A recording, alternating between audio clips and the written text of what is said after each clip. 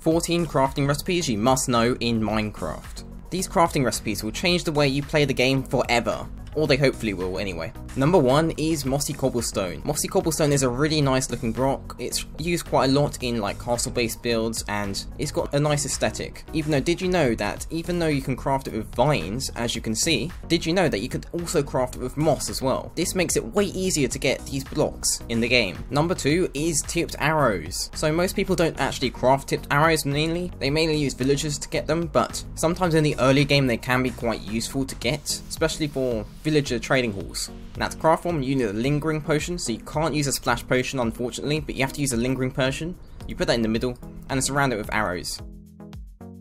And you get your tipped arrows. Number 3 is the spectral arrow. So these arrows allow you to sort of spectate mobs by making them glow through walls. So put your arrow in the middle and then put some glowstone dust around it in this sort of shape and you'll get your spectral arrows. Number 4 is andesite, granite and diorite. So this is a way to pretty much get these blocks renewably without having to mine them at all. So I think this crafting recipe was introduced just so that people can get them in skyblock worlds. So now the 2 items you'll need to craft these are cobblestone and quartz. So first of all, get your cobblestone, put it in this sort of diagonal shape, and then get your quartz and then put it in the same sort of shape except on the opposite direction, and you'll be able to get diorite. So Iskall can now use his precious quartz on some nice diorite. Now then, get your diorite and put it inside the crafting grid and put some cobblestone next to it and you'll be able to get your nice andesite. Now if you want some granite, you can put some more diorite in and some more quartz and you'll be able to get some granite. This is perfect for getting these blocks in your skyblock world. Now number 5 is dirt. So now this method is a way of getting dirt in like skyblock. So the 3 items you'll need is a hoe,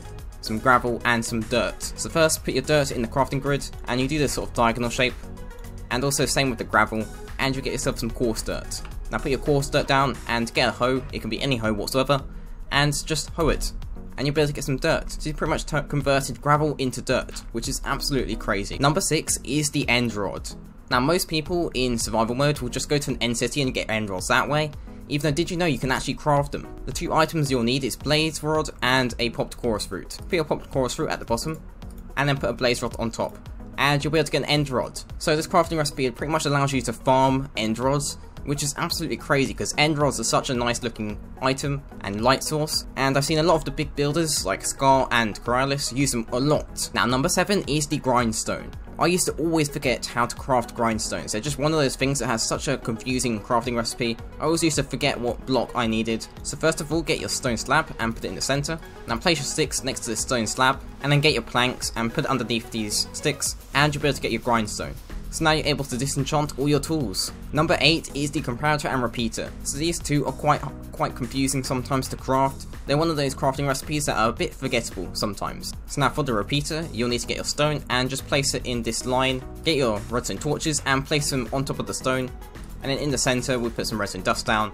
And we've got our redstone repeater. Now if we want a comparator, we're going to need to put our stone in this sort of shape, similar to the repeater, then put some quartz in the center, and then get your torches and put them on top in this sort of triangle shape. So it looks a bit like a campfire. Then you've got your comparator. Number 9 is the magma. So magma blocks themselves are really useful for killing mobs and collection systems. Even though, did you know you can actually craft them? Now first of all, I'm going to show you how to craft a magma cream. We put a slime ball down and then we just put blaze powder. Now this blaze powder can pretty much be anywhere, and we've got our magma cream. Now if you want to craft some magma blocks, you just put some magma creams in this sort of square shape and you've got some magma blocks. So very useful crafting recipe to know. Number 10 is the crossbow. Now the crossbow is probably one of the ones that's in this list that I actually don't really know that well. I normally forget this one quite a lot because I don't really use crossbows that much. So now to craft one, you'll need your iron ingot and put it in the top center. Get your sticks, place them next to the iron ingot, and then also really at the bottom of the crafting grid below the iron ingot. Then get a tripwire hook and put it under the iron ingot. Then get your string and put it next to the tripwire hook. And you've got your crossbow. Next is the lantern, and I don't just mean the normal lantern, I also mean the sulfire lantern as well. So now let's go back to the basics. Now I'm going to show you how to craft a torch. So get your stick in the center and some coal and you've got a normal torch. Now a lot of people might think that if you want a sulfire torch, similar to the campfire, you can just put it instead of the coal, except that doesn't actually work. You're going to have to put the coal down and then soul sand at the bottom and you'll be able to get your sulfire torch. Now to get your lantern, you'll get your sulfire torches, just place it in the center and then get your iron nuggets and just put it around this torch and you'll be able to get a lantern. This works in a similar way to normal lanterns as well. This is a great way to get them, instead of just getting them from librarians. Number 12 is the daylight detector. So this one's quite a weird crafting recipe, and I actually forget this one quite a bit as well. Now these are the items you'll need. Start off by putting some glass on the top row, put some nether quartz in the center, and then get your slabs and put it at the very bottom. And you'll get your daylight detector. So this is quite a straightforward crafting recipe, except it's quite forgettable. Number 13 is the detector rail. So I see a lot of people forget how to do this one because it actually requires a pressure plate, which is quite weird for a crafting recipe. Now these are the items you'll need. It has to be a stone pressure plate, just saying. Get your iron and just place it in this sort of line shape. Get your redstone, put that at the very bottom next to the iron. Then on the pressure plate, put it in the very center, and you'll have your detector rail. Now lastly, number 14. We've got red nether brick. So red nether brick is probably not used too much. I don't think I've ever used it before in a build. Actually, I think I have once or twice now and then, but it's one of those things I hardly ever use. So now to craft it, you'll need these items.